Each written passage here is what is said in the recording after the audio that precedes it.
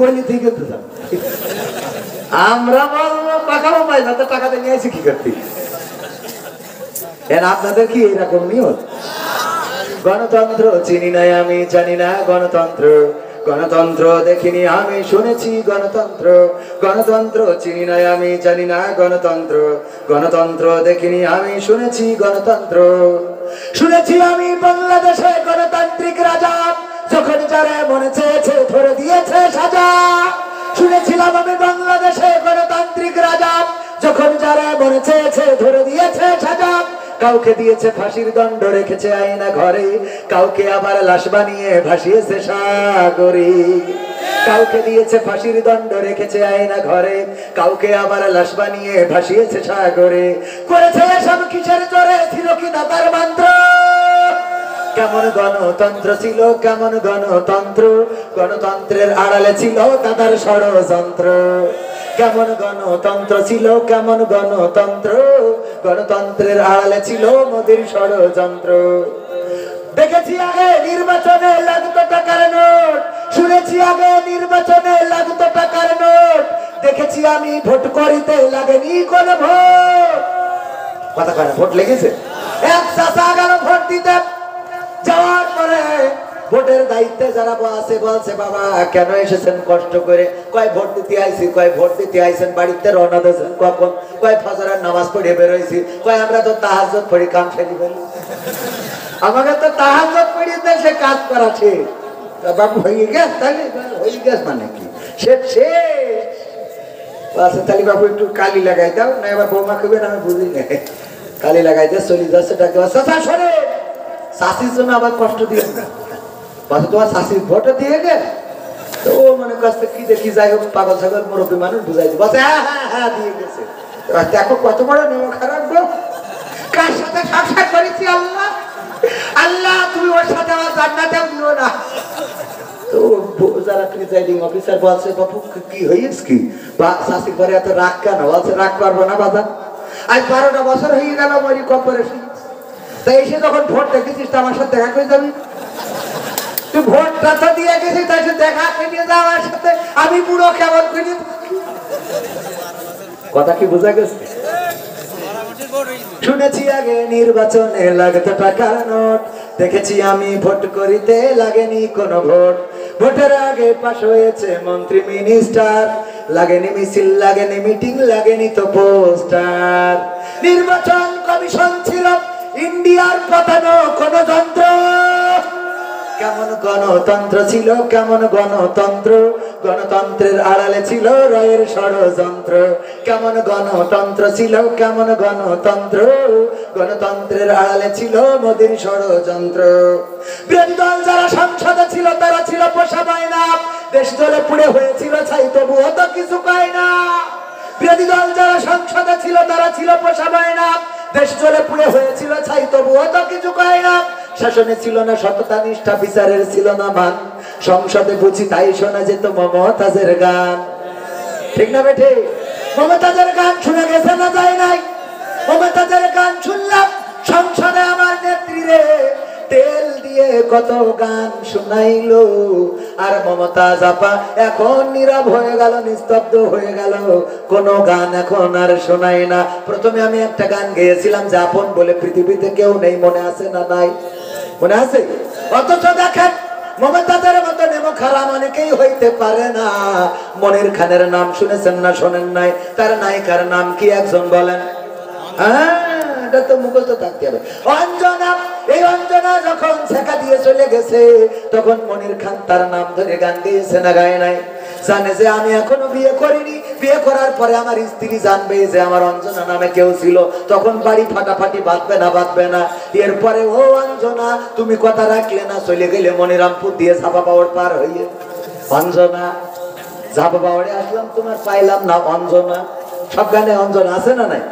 অঞ্জনা অঞ্জনা করে গোটা বাংলাদেশের যুবকদের মাথা খারাপ করে দিলে গো। দেখেন মনির খান তার ভালোবাসার মানুষের জন্য এতবার গাইতে পারলো, আর আমার মমতাজ আপারা জীবনে লেখাপড়া করে নাই, বাংলা ভালো করে পড়তে পারে না, পড়তে যেয়ে দাঁত ভেঙে যায়। এই লোকরা এমপি হয়ে গেল, সরকারের এত সুবিধা পাইলো, এত খাইলো, তেলবাজি করলো সংসদে, আর যখন চলে গেল তখন আমার মমতাজ শেখ হাসিনার নিয়ে একটা গানও গাইলো না, তার মানে এ নেমো খারাম। বলেন ঠিক না বেঠিক? আমি বললাম ওগো মমতাজ আপা, তোমার তো এখন এমন একটা গান গাওয়ার দরকার ছিল, আমার সোনার ময়না পাখি কোন বাদশে দাদার কাছে গো, আমরা এই দেশে কেমনে থাকি রে আমার কলজের ময়না পাখি। ঠিক না বেঠে? এখন গাই, এখন গাই গাই গাই গান গাই, কিন্তু সেটা মানুষ সমাজে গায় না, এখন গোপনে পায়খানা ঘরের মধ্যে যেয়ে গায়। ও আমার দরদি আগে জানলে, আগে জানলে তোর ভাঙা নৌকায় চড়তাম না, ওরে আমার দরদি আগে জানলে, আগে জানলে তোর ভাঙা নৌকায় চড়তাম না, ভাঙা নৌকায় চড়তাম না, এই বিপদে পড়তাম না, ওরে মিশি মিশি কেড়ে নিয়েছে খুঁজার লোক তো পাইলাম না, আগে জানলে, কথা কয় না, আগে জানলে তোর ভাঙা নৌকায় চড়তাম না। গাই না গাই না গাই ভাইরা, রাত অনেক হয়ে গেছে, আর কষ্ট দিতে চাই না, আপনাদেরও কষ্ট হচ্ছে, অনেক বেজে গেছে 12:30। কখন বাজে 12টা, কখন বাজে কয়টা? 12টা। আমি দাওয়াত নেওয়ার সময় বলি যে কয়টায় দেবেন 12টায় শেষ করবো। আমি এখানে কথা দিয়েছিলাম 10:30টায় আসবো, 12টা পর্যন্ত আলোচনা করব। আমি 10:30টায় স্টেজে আসিছি, আমার ঘড়ি ধরি একেবারে 10:30টায় আসি। জীবন পৃথিবীতে যত নিয়ম, শোনেন শোনেন আমি বলি বাবারে, কালকে আমার মাহফিল হইলো হাফিজুর রহমান সিদ্দিকী হুজুরের সাথে, প্রথম মাহফিল কুমিল্লায়। ওনার সাথে এক স্টেজে মাহফিল করা হয়নি, একসাথে দেখা হয়েছে কয়েকবার, এয়ারপোর্টে দেখা হয়েছে, মদিনায় দেখা হলো। অনেক উদার মানুষ, 3বার আমার মুখী জড়াই ধরলো। আহারে এত ভালো মানুষ আমি আগে বুঝি নাই। এই মানুষগুলোর জন্য আমাদের অন্তর থেকে দোয়া আসে। ওনার সাথে কালকে আমার মাহফিল, আমার এই রাতেই কুমিল্লায় যাওয়ার কথা ছিল, কিন্তু কুয়াশার কারণে যে অবস্থা, এই রাত্রে গাড়ি চালানো কষ্ট হয়ে যাবে, নিজের গাড়িটা নিজে চালাই, এই জন্য কাল সকালে খুব তাড়াতাড়ি করে উঠে রওনা দিতে হবে, কুমিল্লায় যেতে হবে, নিজে চালাবো। আবার যাত্রাবাড়ি দেখলাম যে রিক্সাওয়ালারা গাড়ি মাড়ি ভেঙে গলা করে ফেলছে, কাল ওই গাড়ি নিয়ে পৌঁছে পারবো নাকি যাত্রাবাড়ি রিক্সাওয়ালাকে দিয়ে হাঁটতে হাঁটতে যাইতে হবে তাও বলতে পারছি, কারণ দেশের অবস্থাও কখন কি ভাবছে। এ বললো যে মার খুন করিয়ে ফিরিজি পুড়িয়ে দিয়েছে, পুলিশই বললো, র্যাবে বললো। হঠাৎ করে পুলিশই বলছেন না আল্লাহু আকবার, উনি কি দিলে, উনি লুকমা দিলে, বলছে আল্লাহু আকবার ভুল হয়েছে, এখানে একটু ঝামেলা আছে, কি হয়েছে বলছে বাড়ির ভাড়াটিয়া আর কাজের লোকেরা মিলে হত্যা করেছে। র্যাব বললো এক কথা, পুলিশ বলে আর এক কথা। এই যে হজাবরলা অবস্থা, এই হজাবরলা অবস্থা থেকে পরিত্রাণের দরকার আছে না নাই? রাজপথে যারা দাঁড়াবে, 15 বছর আমাদের দাঁড়াতে দিয়েছে, দাঁড়াতে দিয়া তো দূরের কথা, মসজিদের মধ্যে আমরা একটু কোরআন হাদিস নিয়ে আলোচনা করলু, ধরি কয়েকজন নাশকতা পরিকল্পনা করে ধরি সাইজ করতে, ঠিক না বেঠিক?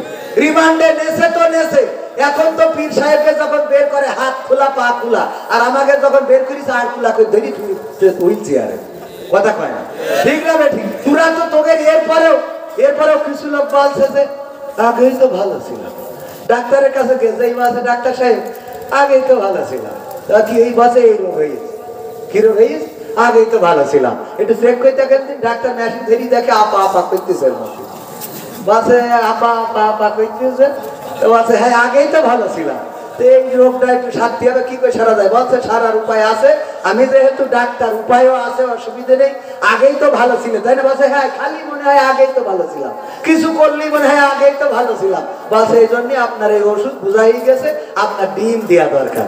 তো বলছে হ্যাঁ বুঝতে পারি, আমারও মনে হয় এতদিন ফেলি তা ডিম, তাহলে কে ডিম দেওয়া আছে, ছোট ডিম দিলে অনেক রাজহাঁসের লাগবে, তা আরো ভালো।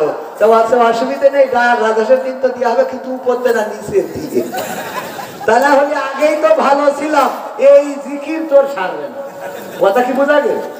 আপা আপা করা আর আগেই ভালো ছিলাম, আগেই ভালো ছিলে, কি ভালো ছিলে, আমরা মসজিদে বসতে পারিনি, মাহফিল করতে পারিনি, জুতো খুলে দিয়ে দৌড়তেছি, নিজের বাপের টাকা কিনা জুতো, কথা কয় না? হুজুর শিক্ষিত যান, তা না হলে বলো এই আপনার কাঠি ফেলে দেবে, নাও দাও তো, কুল রক্ষা হয়নি। বা বলছে হুজুর আমাদের চেয়ারম্যান সাহেব ওয়াজ করেন, তো আমি চেয়ারম্যান পাশে বসা ওয়াজ করলাম, সরকারের যত উন্নয়ন আছে সব তুলে ধরেছি। ধরার পরে মোনাজাতের সময় চেয়ারম্যান বলছে, হুজুর খালেদা জিয়া অসুস্থ, একটু দোয়া করতেন। তা বলছি কেন? তা বলছে আমি বিএনপি চেয়ারম্যান। আমি বলছি এতক্ষণ বললেন না কেন? আমি উন্নয়নের সব কথা বলি বললাম, আর আপনি এখন বলেন আপনি বিএনপি চেয়ারম্যান। কারণ আগে মনে হয়তো চেয়ারম্যান মানেই হলো ওই দলের চেয়ারম্যান। কথা বলে না। আগামীতে আবার দেখা হবে, কথা হবে। সম্মানিত ভাইয়েরা, আবার আসবো ইনশাআল্লাহ। আলহামদুলিল্লাহি রাব্বিল আলামিন। রব্বানা যালামনা আনফুসানা ওয়া ইল্লাম তাগফির লানা ওয়া তারহামনা লানাকুনান্না মিনাল খাসিরিন। রব্বানা আতিনা ফিদ দুনিয়া হাসানাতাও ওয়া ফিল আখিরাতি হাসানা ওয়া কিনা আযাবান নার। ও আল্লাহ, তোমার বান্দাদের নিয়ে গভীর রাত এখনো বসে আছি গো মাওলা। তোমার বান্দারা যারা এই শীতের রাতকে উপেক্ষা করে এখনো কোরআনের মাহফিলে বসে আছে, আল্লাহ তুমি সকলকে তোমার শাহী দরবারে কবুল করে নাও। আল্লাহ তুমি আমাদের জীবনের গুনাহগুলো ক্ষমা করে দাও। আল্লাহ তোমার কাছে খাস করে ফরিয়াদ করি, জেনে গুনাহ করলাম, না জেনে গুনাহ করলাম, বুঝে গুনাহ করলাম, না বুঝে গুনাহ করলাম। ওগো আল্লাহ, শয়তানের ওয়াসওয়াসায় পড়ে গুনাহ করলাম। জীবনে এমন অনেক গুনাহ আছে, যদি মা জানতো ভাত রান্না করে খাওয়াতো না, যদি বাবা জানতো বাড়িতে ঢুকতে দিত না, যদি গ্রামের লোকজন জানতো গ্রামে বিচার সালিশ বসাতো, যদি বন্ধুরা জানতো বলতো দোস্ত তুমি এত খারাপ, যদি স্ত্রী জানতো তাইলে আমার সাথে ঘর কন্যা করতো না, গুনার যদি গন্ধ থাকতো আল্লাহ ডানে বামে কোনো মানুষ বসতো না। এমন অনেক গুনাহ আছে পৃথিবীর মানুষ খবর রাখে না, পৃথিবীর কোনো মানুষ জানে না, কিন্তু তোমার চোখ তো ফাঁকি দিতে পারি নাই আল্লাহ। ওগো আল্লাহ, এই গভীর রাতে তোমার কাছে খাস করে ফরিয়াদ করি, তোমার কোরআনের মাহফিলের সম্মানে আমাদের গোপন গুনাহ, জাহেরি গুনাহ, বাতেনি গুনাহ আল্লাহ তুমি দয়া করে তোমার গফুর গফফার নামের ওসিলায় ক্ষমা করে দাও। ওগো আল্লাহ, তোমার কাছে হাত তুললেই মনে পড়ে যায় জনম দুঃখিনী মায়ের কথা। মা জননী যাদের চিরজনমের মতো বিদায় নিয়ে চলে গেল, অন্ধকার কবরে ঘুমিয়ে আছে, যেই মা শীতের রাতে আমাদের শীত লাগতে দেয় নাই। নিজের গায়ে খাতা থাক আর না থাক, নিজের গায়ে কম্বল থাক আর না থাক, নিজের গায়ে লেপটা থাকুক আর না থাকুক, আমাদের গায়ে লেপ কম্বল কাঁথা বুঝিয়ে দিয়েছে সেই মা আজকে মাটি, মন কি মন টন কি টন মাটি বুকে নিয়ে ঘুমানো। আল্লাহ মাটির বিছানা, মাটির ছাদ, মাটির দেয়াল, এই মাটির ঘরে বিছানো শোয়ানো আছে। ওগো আল্লাহ, সেই মা কেমন আছে জানি না, আল্লাহ মায়ের কবরটারে তুমি জান্নাতের বাগান বানায়া দাও। ওগো আল্লাহ, যাদের বাবা নাই, বাবা হারাদের মধ্যে আমিও একজন। বাবার কথা যখন মনে পড়ে চোখের পানি আটকাতে পারি না। কত গভীর রাতে বাবার কথা মনে পড়েছে, বালিশটা অজানায় ভিজে গিয়েছে গো আল্লাহ। যেই বাবা আমাদের সুখের জন্য মাথার ঘাম পায়ে ফেললো, যেই বাবা আমাদের ভালো রাখার জন্য কত কষ্ট করলো, রাত কি রাত, দিনের পরে দিন কত পরিশ্রম করেছে, কত কষ্ট করেছে।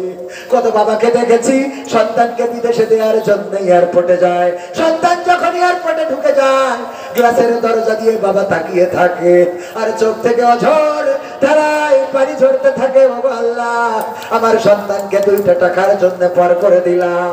আল্লাহ, কত মা বিমানের দিকে তাকায় আর মনে করে এই বিমানে আমার সন্তান উড়ে চলে গিয়েছিল। আল্লাহ, এই মা যাদের নাই, বাবা যাদের নাই, চিরজনমের মতো বিদায় নিয়েছে।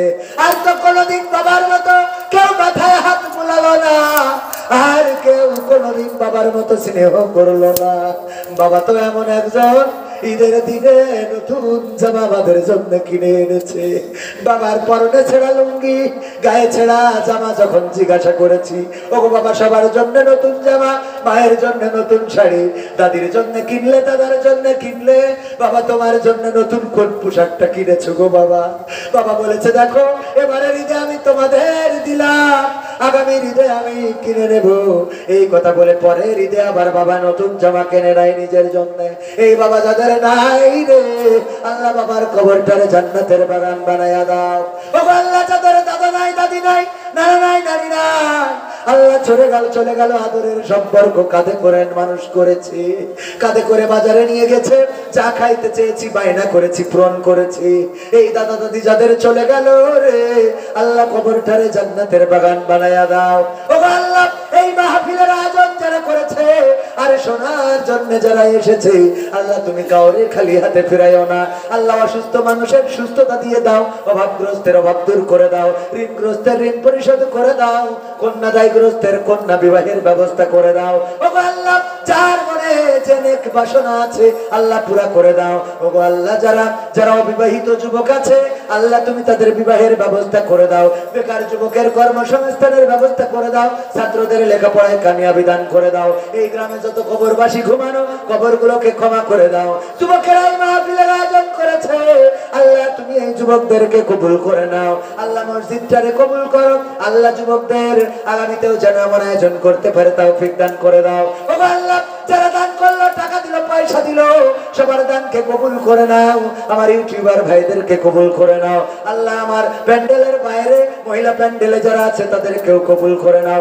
মা বোনেরা যারা অসুস্থ সুস্থতা দান করে দাও আর একজন তোমার বান্দা 200 টাকা দিয়েছে কবুল করে নাও ওগো আল্লাহ আর একজন 500 টাকা আল্লাহ দানকে কবুল করে নাও নেখায়াত দিয়ে দাও মনের স্বপ্নগুলো পুরা করে দাও ওগো আল্লাহ মা বোনেরা যারা পর্দার অন্তরালে তাদেরকে কবুল করে নাও আখেরি ফরিয়াদ জানি না কবে মালাকুল মাউত মাথার কাছে আসবে আল্লাহর একজন 500 টাকা দিল কবুল করে নাও মালাকুল মাউত যেদিন মাথার কাছে আসবে গো জানটা নিয়ে উড়াল দেবে রে আল্লাহ মাটির সাথে পড়ে থাকবো কোন দোকানের কাফন তৈরি হয়ে আছে জানি না কোন কবরের মাটি তৈরি হয়ে আছে জানি না কোন জায়গার বাস কোন ঝাড়ের বাস তৈরি হয়েছে জানি না আর একজন রাজব ভাই 1500 টাকা দিয়েছে আল্লাহ কবুল করে নাও ওগো আল্লাহ আখেরি ফরিয়াদ মালাকুল মাউতকে যেদিন মাথার কাছে পাঠাবা আল্লাহ তুমি দয়া করে মুসলমান না বানায়া কবর দেশের বাসিন্দা করো না মারা যেহেতু যাওয়াই লাগবে গো